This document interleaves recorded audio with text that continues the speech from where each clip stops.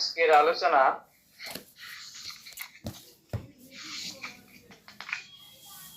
সম্ভবত 20 থেকে আমরা আলোচনা করব। এখন 20 থেকে আমরা আলোচনা করব। তো আমরা আগের সপ্তাহে এটাই দেখেছিলাম যে ভগবান শ্রীকৃষ্ণ অর্জুনকে এই পর্যন্ত বললেন যে সঞ্জয় বলছে ধৃতরাষ্ট্রকে যে এইবার শস্ত্র এবং ধনু পাণ্ডব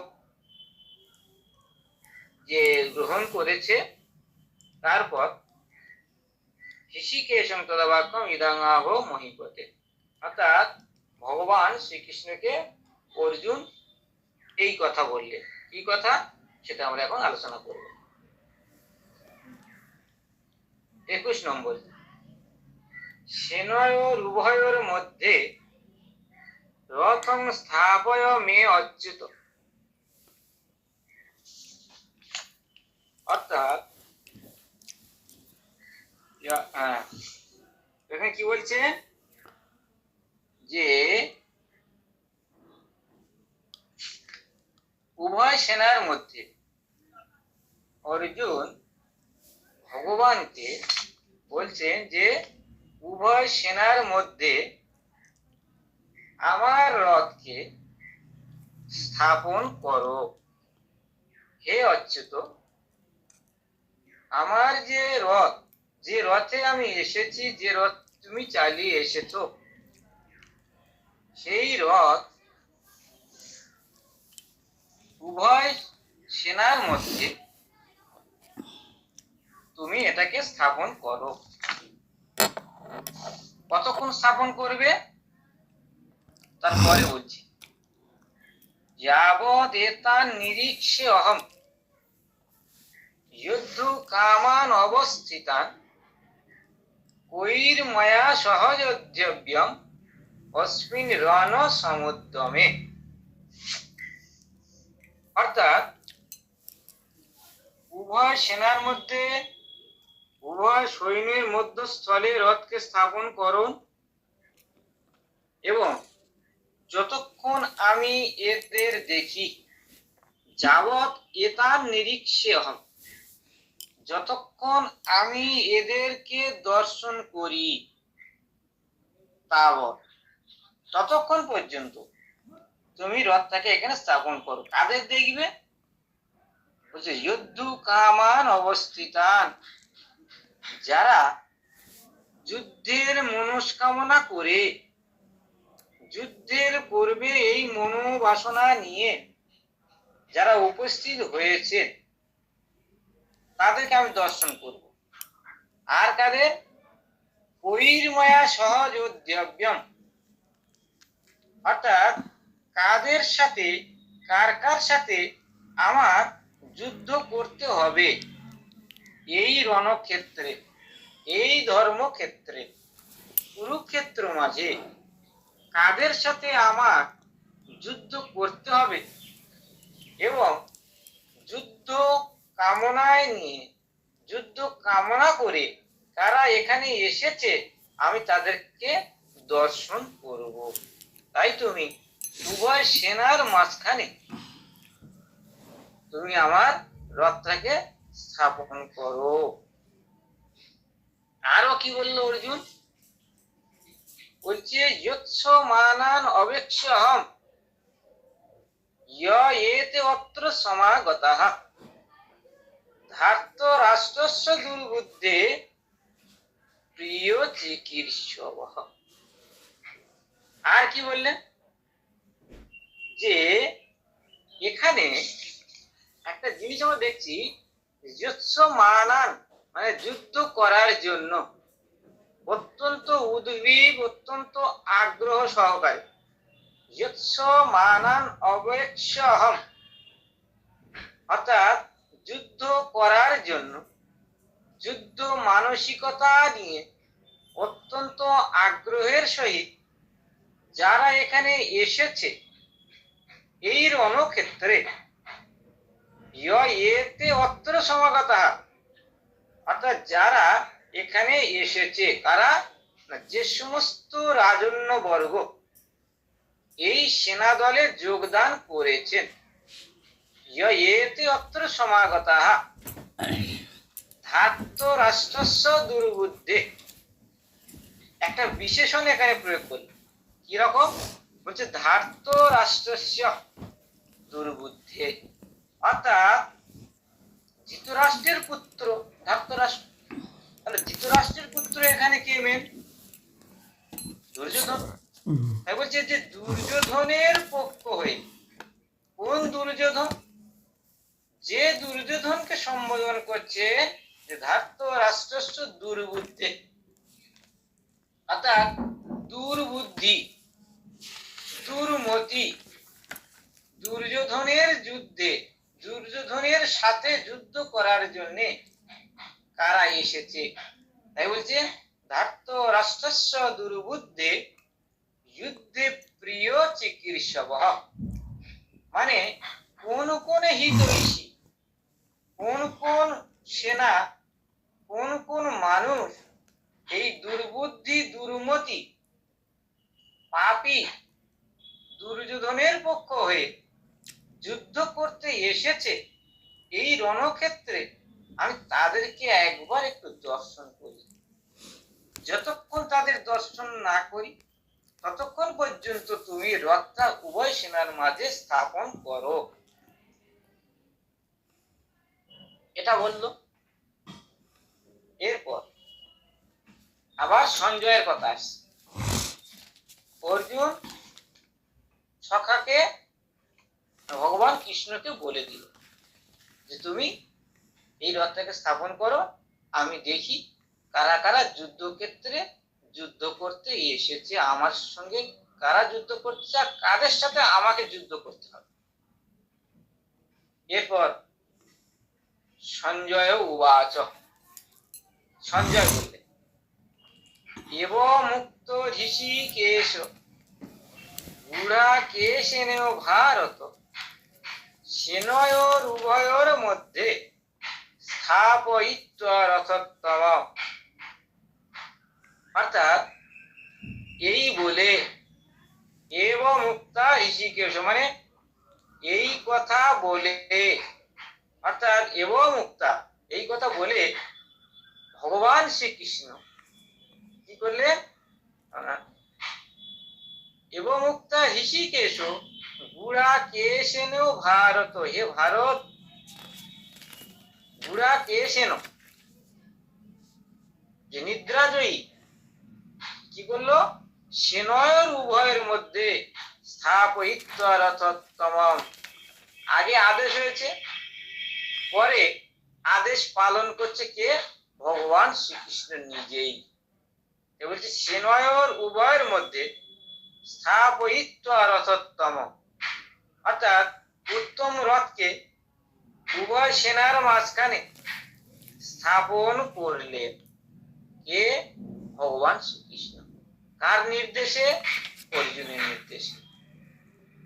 তো উভয় সেনার মাঝখানে রথকে স্থাপন করলেন, করে কি বললেন, ভীষ্ম দ্রোণ প্রমুখত সর্বেষাঞ্চ মহীক্ষিতম উবাচ পার্থ পশ্যেতান সমবেতান কুরুন ইতি, অর্থাৎ ভীষ্ম দ্রোণ প্রমুখত, মানে ভীষ্ম, দ্রোণাচার্য, কৃপাচার্য তাদের সম্মুখে এই রথকে স্থাপন করলেন, করে সর্বেষাঞ্চ মহীক্ষিতম সমস্ত রাজন্য বর্গের সম্মুখে, ভীষ্ম আছে, দ্রোণ আছে, কৃপাচার্য আছে এবং অন্যান্য যে রাজন্য বর্গ আছে তাদের সম্মুখে রথটাকে স্থাপন করলেন। রথটাকে স্থাপন করে উবাচ পার্থ পশ্যেতান, মানে পার্থকে বলল, ভগবান শ্রীকৃষ্ণ পার্থকে বললেন হে পার্থ পশ্যেতান, তুমি এদেরকে স্পর্শ কর, মানে দেখো, তাদেরকে সমবেতান কুরুনীতি, একত্রিত হয়েছে কুরু বংশীয়রা যারা যুদ্ধ করার জন্য, তাদেরকে তুমি এবার দর্শন করো। ভগবান শ্রীকৃষ্ণ বললেন অর্জুনকে, হে অর্জুন, হে পার্থ, আমি রথ স্থাপন করে দিয়েছি। রথ স্থাপন করেছি কোথায়? ভীষ্ম, দ্রোণ ইত্যাদি এবং সৈন্য সামন্তের যারা রাজন্য বর্গ আছে তাদের সম্মুখে, যাতে অর্জুন দর্শন করতে পারে। পরে বলছে যে পশ্য অর্জুন, পশ্য পার্থ, তুমি দেখো যে সমবেত হয়েছে যারা, সেই কুরু বংশীয়দের তুমি দর্শন করো। এরপর তত্র পশ্য স্থিতান পার্থ পিতॄনাথ পিতামহান আচার্যান মাতুলান ভ্রাতৃন পুত্রান পৌত্রান সখিংস্তথা। কারা কারা উপস্থিত হয়েছে, যারা যারা উপস্থিত হয়েছে তাদেরকে বর্ণনা কিরকম? তত্র পশ্চাৎ স্থিতান পার্থ, তত্র অপশ্চাৎ মানে তারপর পিতানন্দন অর্জুন উভয় সৈন্য দলের মাঝখানে অবস্থান করে বললেন, কি বললেন না, তত্র অপশ্চাৎ স্থিতান পার্থ পিতৃনাথ পিতামহান, অর্থাৎ সেখানে কারা কারা আছে? পিতৃ মানে পিতৃতুল্য যারা আছে, পিতামহান মানে পিতামহগণ, আর কারা আছে? আচার্যান আচার্যগণ, মাতুলান মাতুলগণ, ভ্রাতৃন ভাতৃগণ, পুত্রান পুত্রগণ, পৌত্রান পৌত্রগণ, সখিংস্তথা অর্থাৎ সুহৃদগণ। আর কারা আছেন? শ্বশুরান সুহৃদশ্চৈব সেনয়োর উভয়োরপি,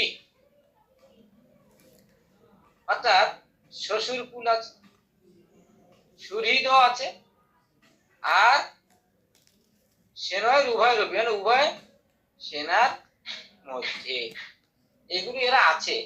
অর্থাৎ উভয় সৈন্য দলের মধ্যে কারা কারা আছে? পিতৃগণ পিতামহগণ, আচার্যগণ, মাতুলগণ, ভ্রাতৃগণ, পুত্রগণ, পৌত্রগণ, মিত্রগণ, শ্বশুরগণ, সুহৃদগণ, তারা আছে। আর কি? তান সমীক্ষ সকৌন্তেয় সর্বান বন্ধুন অবস্থিতান কৃপয়া পরয়াবিষ্ট বিষীদন্নিদমব্রবীত।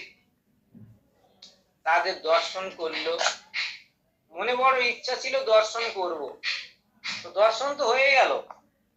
দর্শনের পরে অ্যাকশন শুরু হলো। কিরকম অ্যাকশন?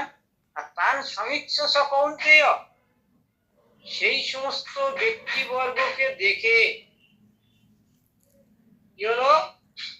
সকৌন্তে সর্বান বন্ধুন অবস্থিতান, মানে সমস্ত বন্ধু বান্ধবদের অবস্থান দেখে, অবস্থিত দেখে, কৃপয়া পরয়া আবিষ্ট, অত্যন্ত কাতর হলো, কাতর যুক্ত হয়ে বিষীদন্নিদম অব্রবীত, বিষীদন ইদম অব্রবীত অর্থাৎ বিষণ্ণতাপূর্ণ হয়ে, বিষণ্ণ হয়ে এই কথা বললেন। কাকে বলছেন?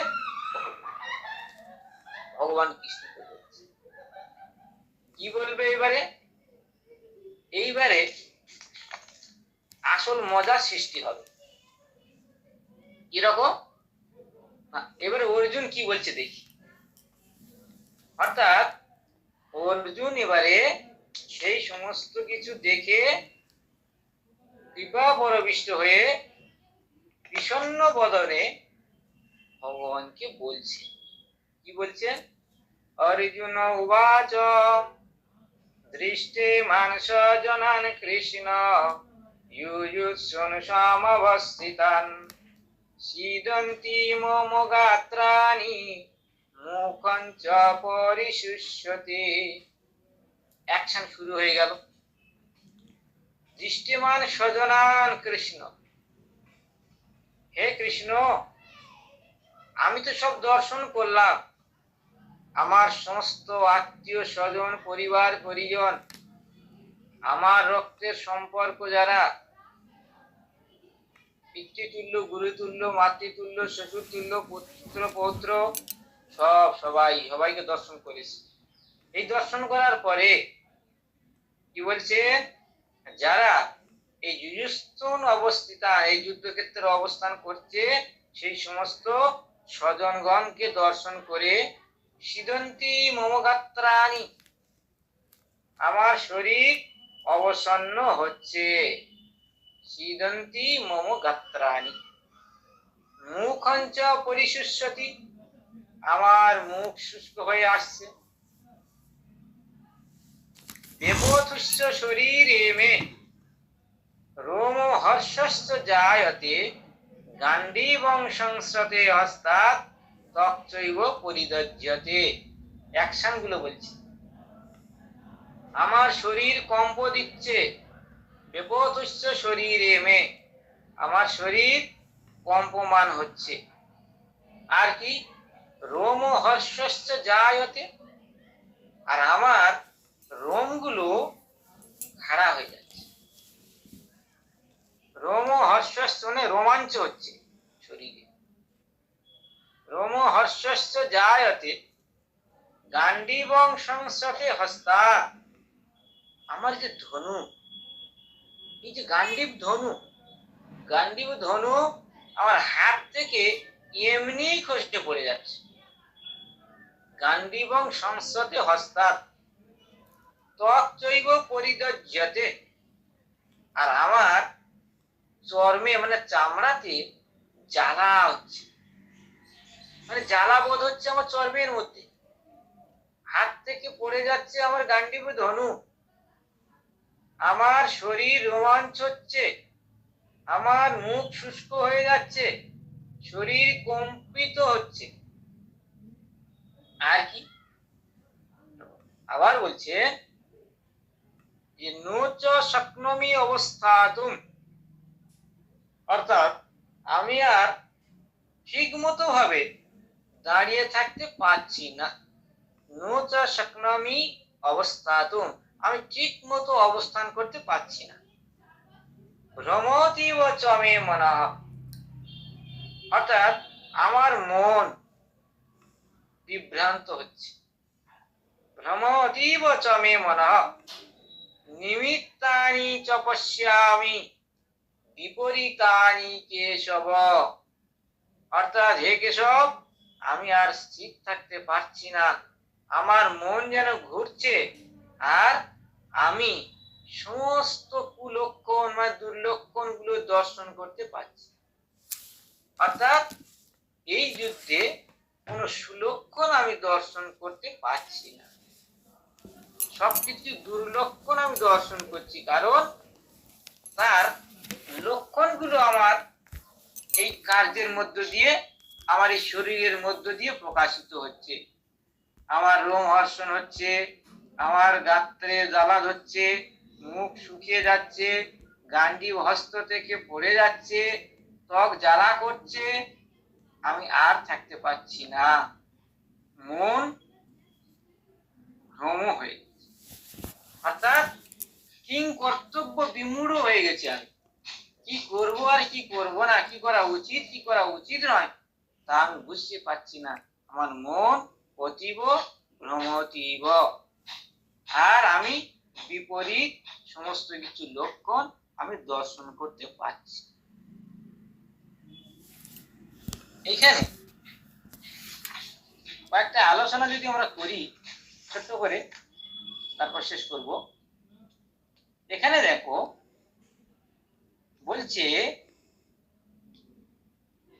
যে এখানে উভয় সেনার মধ্যে, এই উভয় সেনা অর্থাৎ দুই পক্ষ, পাণ্ডব পক্ষ কৌরব পক্ষ, দুই পক্ষের যে সেনা এই উভয় সেনার মাঝখানে, উভয় সেনায়র উভয়, এটা শ্রীমদ্ ভগবত গীতায় 3বার ব্যবহার হয়েছে। একটা হচ্ছে প্রথম অধ্যায়ের 21, প্রথম অধ্যায়ের 24 আর দ্বিতীয় অধ্যায়ের 10 নম্বর শ্লোকে। এই উভয় সেনয়, সেনয় উভয়, এই শব্দ। অর্থাৎ প্রথমে আমরা দেখলাম শৌর্যের সাথে অর্জুন রথটাকে স্থাপন করতে বলল উভয় সেনার মধ্যে। তারপরে ভগবান নিজে রথটাকে স্থাপন করে বলছেন যে আমি উভয় সেনার মধ্যে আমি রথ স্থাপন করেছি। অর্থাৎ উভয় সেনার মধ্যস্থলে স্থাপন করে অর্জুনকে সব দেখতে বলছে। এটা দ্বিতীয়বার। আর তৃতীয়বারে কি হলো? তৃতীয়বারে বিষণ্ণগ্রস্ত অর্জুনকে উপদেশ দান করছে। সেটা হচ্ছে দ্বিতীয় অধ্যায়ের 10 নম্বরে আমরা দেখতে পাবো। তাহলে সেনয়র উভয়, উভয় সেনয়, এই শব্দ 3বার ব্যবহার হয়েছে। প্রথম অধ্যায়ের 10, তারপরে প্রথম অধ্যায়ের 21, প্রথম অধ্যায়ের 24 আর দ্বিতীয় অধ্যায়ের 10 নম্বরে। আচ্ছা, এখানে দুর্যোধন, এই দুর্যোধনকে একটা সম্বোধন করেছে।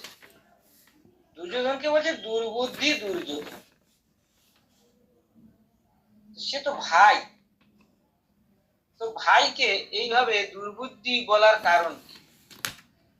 বলছে দুর্যোধন সবসময় পাণ্ডব পক্ষকে সব সময়ের জন্য নানা রকম ভাবে ষড়যন্ত্র করেছে। অর্থাৎ পাণ্ডবদের বিনাশের জন্য ষড়যন্ত্রকারী দুর্যোধন, আবার পাণ্ডব পক্ষের অপমান এবং তাদের সর্বসমক্ষে কতভাবে অপমান করতে হয় সে অপমানের উদ্যোগ এই দুর্যোধন নিয়েছিল। আবার এই দুর্যোধন নিয়ম অনুসারে হয়েছিল যে 12 বছর বনবাস এবং 1 বছর অজ্ঞাতবাসের পরে অর্ধেক রাজ্যের ভাগ দেওয়া হবে। কিন্তু দুর্মতি এমন, সেই অর্ধেক ভাগের অধিকারী যারা তাদেরকে বঞ্চিত করেছে। তাই এখানে দুর্যোধনকে দুর্বুদ্ধি দুর্যোধন এই কথা বলা। আরেকটা আমরা যদি দেখি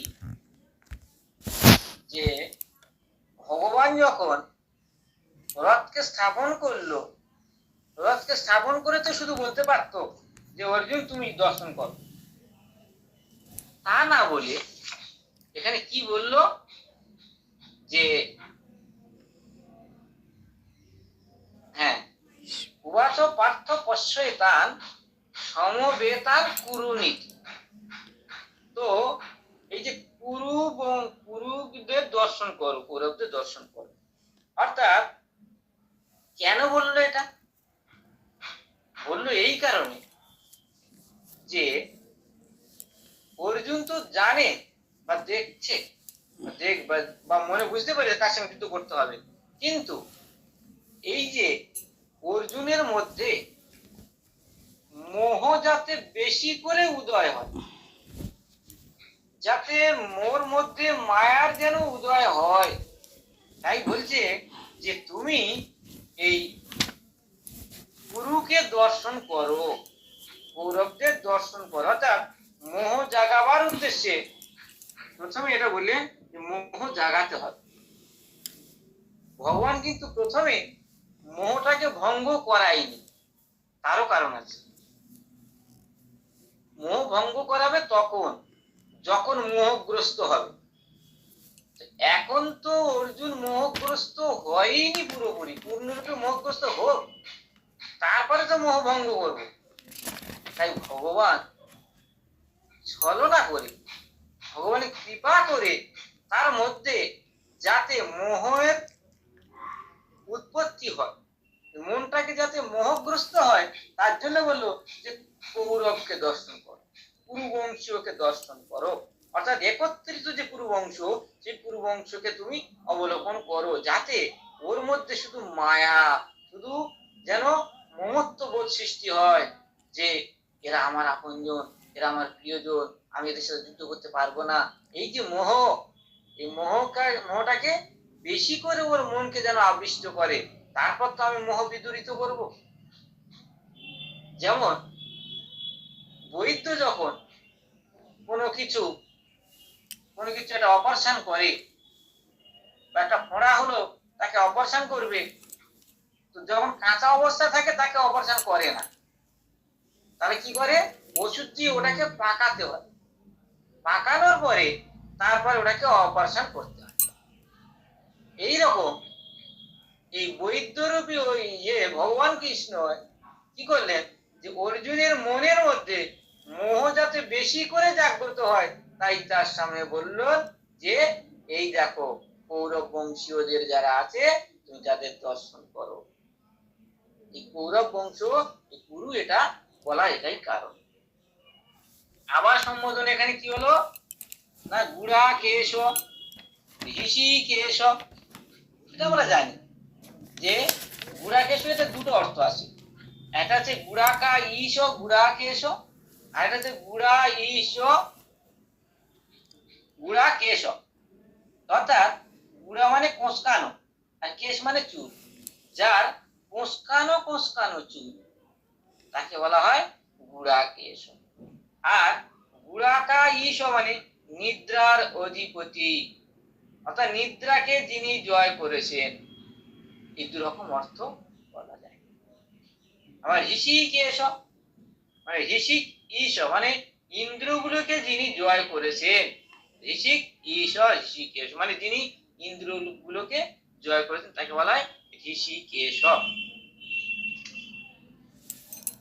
যাই হোক, এরপরে আমরা একটা জিনিস দেখছি, ভগবান শ্রীকৃষ্ণকে অর্জুন অনেক নামে সম্বোধন করেছে, কিন্তু সবচেয়ে বেশি সম্বোধন করছে কৃষ্ণ বলে। কারণ কৃষ্ণ নামটা তার খুব পছন্দ ছিল, খুব প্রিয় ছিল, তাই কৃষ্ণ বলে সম্বোধন করতে অর্জুন বেশি পছন্দ করত। আবার ভগবান শ্রীকৃষ্ণ কিন্তু অর্জুনকে পার্থ বলেই সম্বোধন বেশি করছে। এই জন্যে সঞ্জয় শেষকালে শেষ বাক্যে কি বলেছিলেন, শ্রীমদ ভগবত গীতার শেষ, সেখানে বলছে যত্র যোগেশ্বর কৃষ্ণ যত্র পার্থ ধনুর্ধর তত্র শ্রী বিজয়ের ভূতি ধ্রুবানীতি মতির মম। অর্থাৎ সঞ্জয় কৃপা করে আবার সেই একই বাক্য এখানে প্রয়োগ করেছিলেন, যে কৃষ্ণ আর পার্থ।